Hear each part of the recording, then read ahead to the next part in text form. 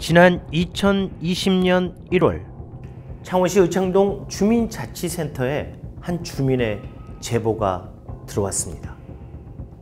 의창동에 소재한 백옥산에 오랜 세월 동안 잊혀진 보물이 있다는 이야기였습니다.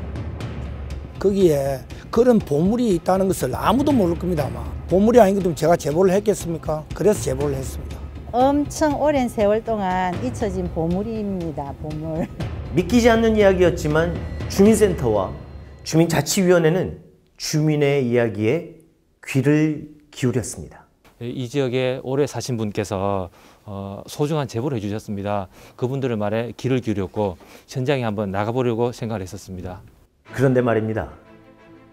보물이 위치한 곳까지 올라가는 길은 험난하기 짝이 없었습니다. 등산로가 오랫동안 방치되었기 때문이죠. 저도 여기까지 살았지만은 처음 가봤습니다. 그때 잡초도 많이 있고 쓰레기도 많고 그냥 숲이었고 덤불이었고 여러 가지 돌들이 무너져 내려 있는 상황이었고 간혹 비닐봉다리, 페트병 이런 것들이 많이 보이는 그런 상태였죠. 어쨌든 주민자치위원회는 그 보물이 있다는 곳에 도착했습니다.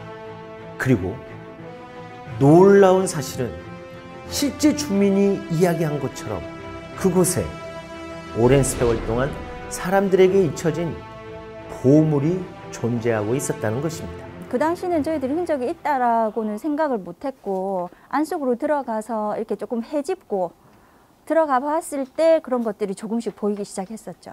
의창동 주민자치위원회는 곧바로 의원회를 소집했습니다. 그리고 가장 먼저 한 일은 무엇이었을까요? 일단 누구나 쉽게 그 보물을 찾아가 볼 수 있도록 하기 위해서 먼저 우리가 백옥산 산책로를 정비하자는 것이 우리 주민들 그리고 주민자치위원들의 공통된 의견이었습니다.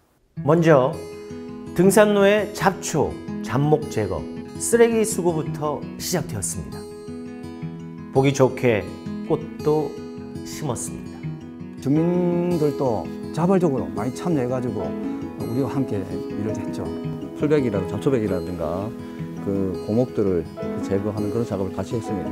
이 고목이 워낙 크기 때문에 이 톱으로 자르는데도 시간이 많이 걸리고 전기톱으로 자르지 않기 때문에 시간과 좀 다치기도 하고 옮기다가 그런 것도 있었습니다. 보물로 향하는 안내판과 이정표도 설치했습니다.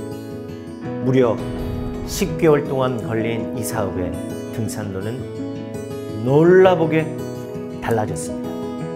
그런데 말입니다. 놀라운 것은 이 모든 일을 주민들이 직접 참여해서 진행했다는 사실입니다. 그리고 깨끗하게 정비된 백옥산 등산로를 통해 마을 주민들이 한데 모였습니다. 그 보물의 실체가 드디어 공개됩니다. 우리 동네에도 이런 것이라는 감탄사가 나올 정도였고요. 한 10개월 정도 이제 산을 오르락 내리락 하면서 정비 작업을 했었는데 보람이 있구나. 그 보물은 무엇이었을까요? 그것은 바로 오랫동안 잊혀져 있던 방치되었던 망호등 산성 성벽이었습니다. 그건 그 망호등 산성입니다. 우리가 참 잊혀져 있었는데 그 산성이 그 망호등이라는 그 주위를 그 산 능성을 둘러가지고 그 산성 흔적이 남아 있었습니다. 잘 잊혀져 그 이제 숲이 있다 보니까 찾을 수가 없어가지고 일반 주민들이 모르는 그런 산성이었습니다. 아마 그게 지금 정확한 학설이라는 그 증명이 안 됐지만 한 5, 6세기 전부터 있은 걸로 지금 대충 이야기가 나오고 있습니다.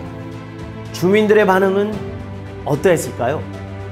주민 스스로 찾아내고 발굴한 마을의 보물이었기에 그 감회가 남달랐다고 합니다. 처음에는 몰랐었지만은 참여해서 보니까 정비를 하니까 너무 깨끗하고 산성도 있다는 것을 알 수 있었고 그래서 자부심을 가졌습니다.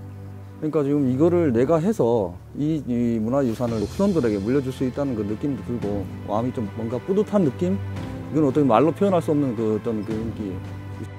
그리고 더 놀라운 건 잊혀져가는 지역 문화유산을 더욱더 발굴하여 후손들에게 남기자는 바람이었습니다. 주민들도 이제부터 이걸 좀 더 우리가 활용하고 주민들이 자주 한번 보고 앞으로 이건 이제 장기적으로는 또 관광 활성화할 수 있는 이런 방법도 한번 생각해 볼 필요가 있지 않을까. 주민의 제안과 참여를 통해 되살린 의창동의 보물, 잊혀진 성벽을 찾아서. 성벽은 왜 보물이었을까요? 성벽은 우리에게 무엇을 말하고 있을까요? 우리 의창동의 사례는 대한민국 주민자치에 아주 중요한 메시지를 전해준다고 생각합니다. 우선 주민의 제안으로 시작됐고요. 우리 주민자치센터에서도 주민의 목소리를 잘 귀담아 들었습니다. 큰 예산이 들어간 사업이 아닌데도 주민의 만족도가 아주 큽니다. 주민자치라는 것이 아주 멀리 있는 것도 어려운 것도 아닙니다.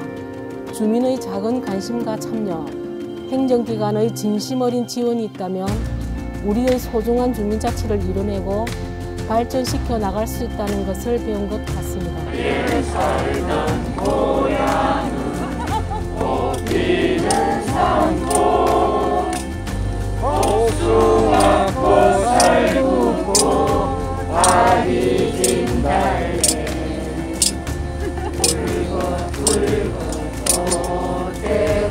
자리인도